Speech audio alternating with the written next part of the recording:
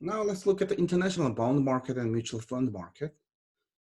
Although the world bond market is comparable in terms of capitalization value to the world stock market, so far it has not received as much attention in international investment literatures.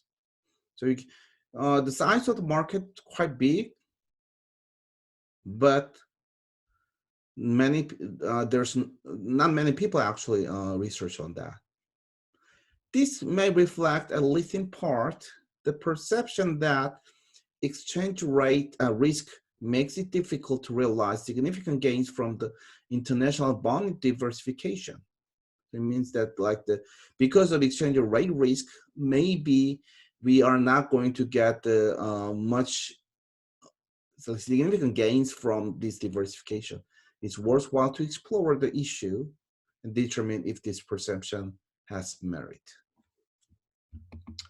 So this is summary statistic of the monthly return to bonds and the composition of the optimal international bond portfolio. This is in US dollar term, and there's 7 major countries: Australia, Canada, Germany, Japan, Switzerland, and UK, and the United States. And it is also presented the composition of optimal international portfolio for US investor.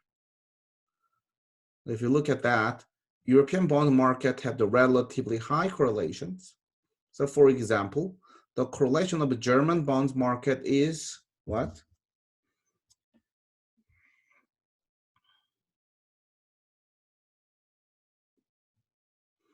0.8 with Swiss, right? It's pretty high actually. 0.7 in UK. This high correlation reflects the fact that as a group, these European currencies tends to float against the US dollars. Similarly, two commodity currencies bonds, such as the Australian bond and Canadian bond, exhibit a relatively high correlation, 0.69. In contrast, the Japanese bonds tend to have relatively low correlation with other bonds. For example, its correlation with Australian dollar is 0.29, fairly low, right? Canadian bond, so Japan, Canada, 0.22. What about US? US versus Japan, 0.38, so relatively low. It further showed that the mean return ranged from 0.48% for Japan to 0.81% for Australia, whereas the standard deviation of the return ranged from 2.13% for the United States to 3.71% for the Australian during these periods.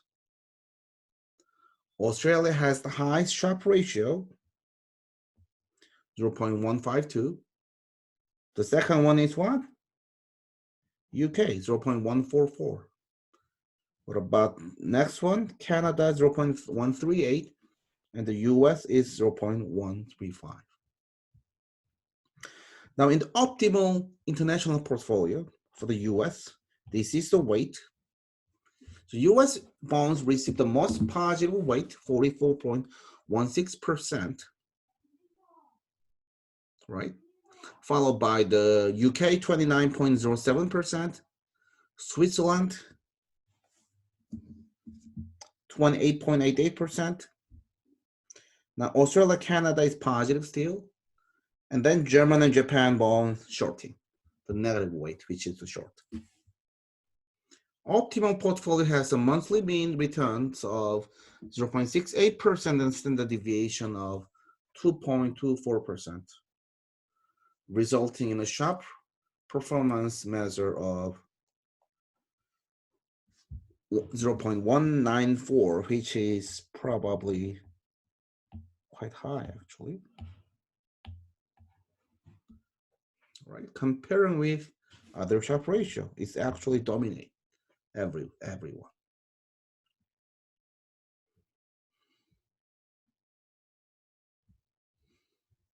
So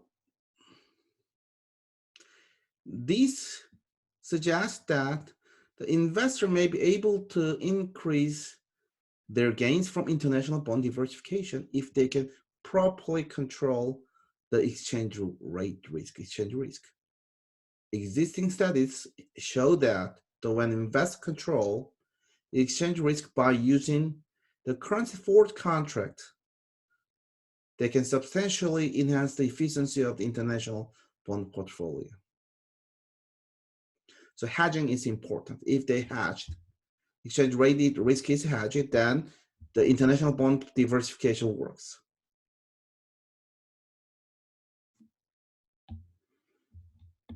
Now, next one is international mutual funds investment.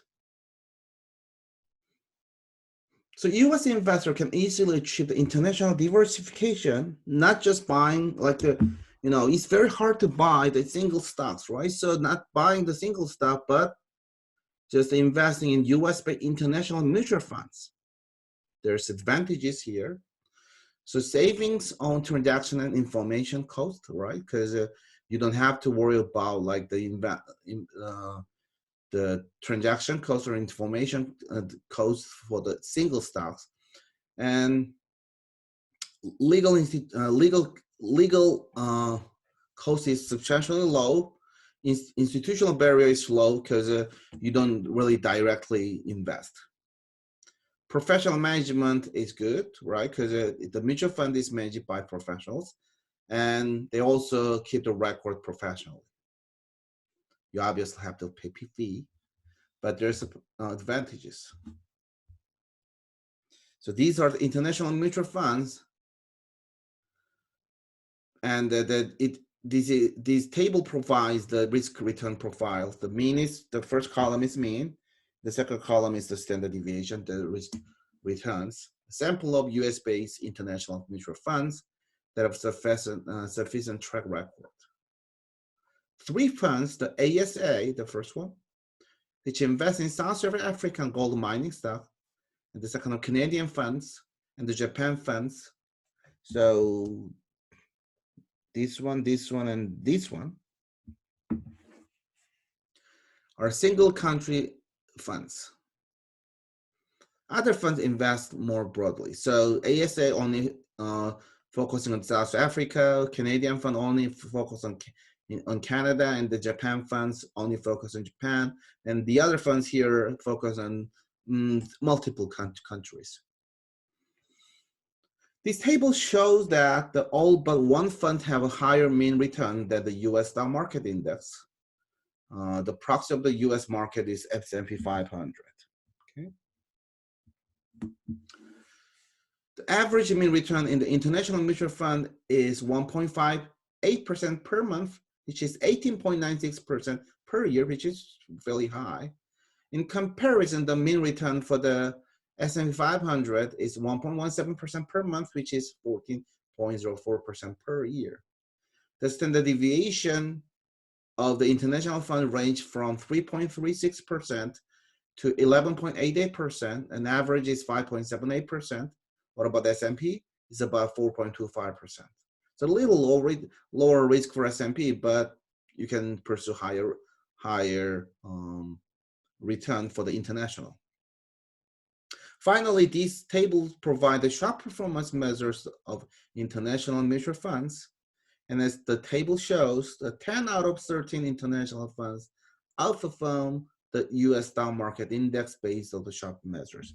If you look at the sharp measures, many international mutual funds actually outperform the US stock market index based on the sharp measures, so which is beneficial.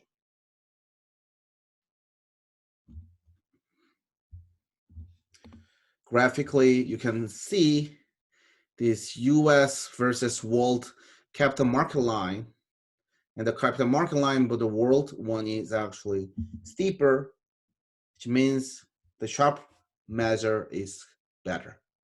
Okay, so this is the graphical representation of the previous table. And this means that with the world mutual funds, you can actually outperform the only domestic US funds in terms of sharp measures.